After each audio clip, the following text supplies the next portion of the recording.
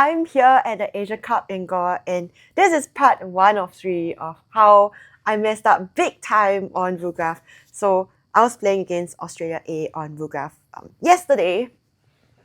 Records are all there. And yeah, I think I just butchered the whole set. So the first huge mistake was basically we bid to these 6 hearts. I think that was a miscomm. Yeah, basically partner opened a club and we bid to... Okay, basically partner opened a club and we bid to no trump, I think. Anyway, I'll share the Vugraph board here. So, okay, whatever my memory. And then we ended up in 6 hearts. Now West led the 9 of spades, which is an underlead.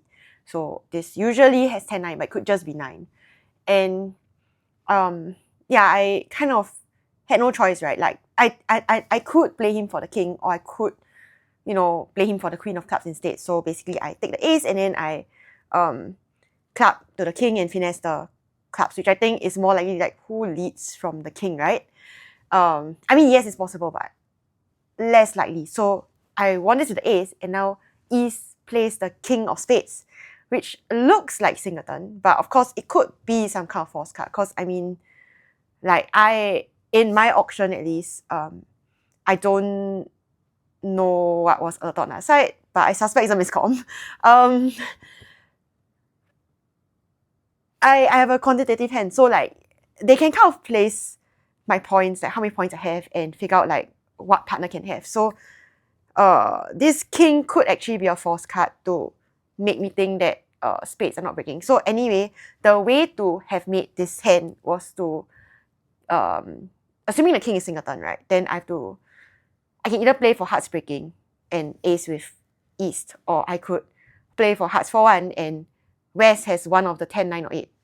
So what I did was to just play for a good heartbreak, which didn't work. So I just played small to queen and then small to king, and then East showed out, and then I just, yeah, okay, down 1. But the way to make this contract was actually to cash the king, and then when East like has an honor, then you think about the, like whether you want to finesse West for like the other 2 of 10, 9, 8, right? And I think a lot of players, I think it's odds on to play for 4-1 break because of the bad spade break. And after the hand, actually partner said that, okay, like what I should have done was to play some other suits and maybe they'll give count, which I completely disagree, because like I'm not giving count in those situations to help me figure out my count. And the other thing is, well, I could just get roughed at any point, right? Like I feel that it's just begging to be roughed. And for me, I think that I had to decide then and then, like how I was going to play hard suit. Like, am I going to play for good break, or am I going to play for 4-1 with East having 1 of 10, 9, 8? And I had decided that like okay, I could play the king first, but in the end I still have to think about it. And I don't think whatever East does makes a difference, will have made a difference, because I think I decided, okay, if some pip fell, then I'm just gonna play for a good break anyway. And a reason for this, right, is actually, I think, okay, let's say East led something else, right? I would have tested clubs. So like ace, king, ace, and then rough a club, and then if the queen drops, great. If that doesn't work, then so if East had led another suit, not spade, then I would never have found out about the spade break, and I would always have played for hearts to be good break, right? I also, like, let's say East leads a diamond, I'm gonna just win it and then draw trumps, and then I'm gonna test clubs. I'm gonna win it. Actually, in fact, I think, would I rough? I mean, I didn't get to that point, but basically, I would have drawn trumps and hope that they break, and then after that, when playing the club suit, I would test it and try to rough a club. So maybe queen falls in 3 rounds, failing which then I would have finessed a spade. So I think under so-called normal play, I was going to play for good break. So I think that's a reason to play for good break, because, like, okay, first of all, it could be a force card.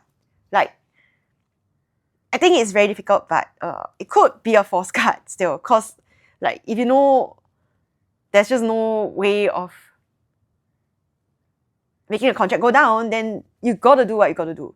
So yeah, I opted to just play for a good break, and obviously that didn't work, and there was a bunch of imps lost. Yeah, let me know what you think. So for those who are interested, here's the real math.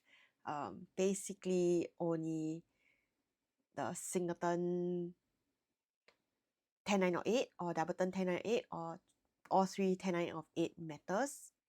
Initially I did post a wrong spreadsheet. Yeah, previously I thought that West could force card holding, for example, 10-9-5. But the thing is, if as long as West has a 5, then East is gonna play like 10-9 or 8, and then that's the finesse problem solved. So there's no force carding that can ruin you. Yeah, so these are the only relevant cases. So special thanks to Philip Martin from the Gargoyle Chronicles for pointing this out.